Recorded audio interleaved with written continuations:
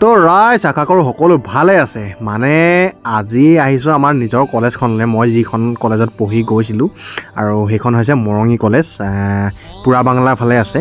আৰু আজি মানে কলেজত এভাগ আলোচনা কৰি থকা হৈছে। মানে কলেজৰ প্ৰিন্সিপাল মেমৰ পৰা ধৰি অধ্যাপক অধ্যাপিকা,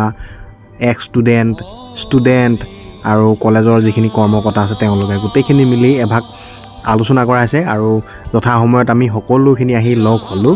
যিহেতু ৰাইজ ভাল এটা আলোচনা হ'বলৈ গৈ আছে, ভাল কৰ্মক লৈ, গতিকে সকলোৰে অকণমান মুখমণ্ডলত হাঁহি বিয়পি থকা দেখা গৈছে মানে। আৰু আলোচনা ভাগ কি কাৰণে হৈছে জনাইছোঁ।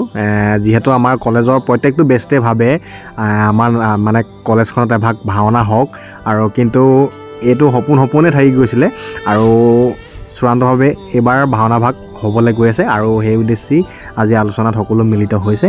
আৰু এইফালে দুয়োদাতে চাহ দি আছে আৰু বৰ ধুনীয়া ধুনীয়া মিঠাই খুৱাইছে।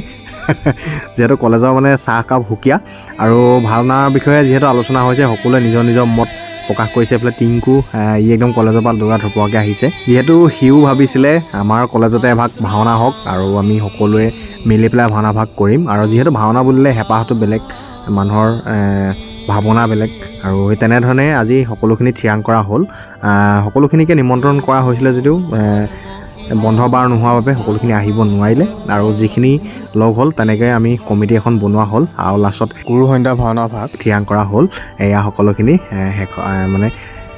শেষত আৰু বাকী সেয়াই আমি তাৰিখটোত জনাম আপোনালোকক। আখৰা আৰম্ভ হ'বই দুদিনমানৰ পাছত। তো আজিলৈ এৰিলোঁ।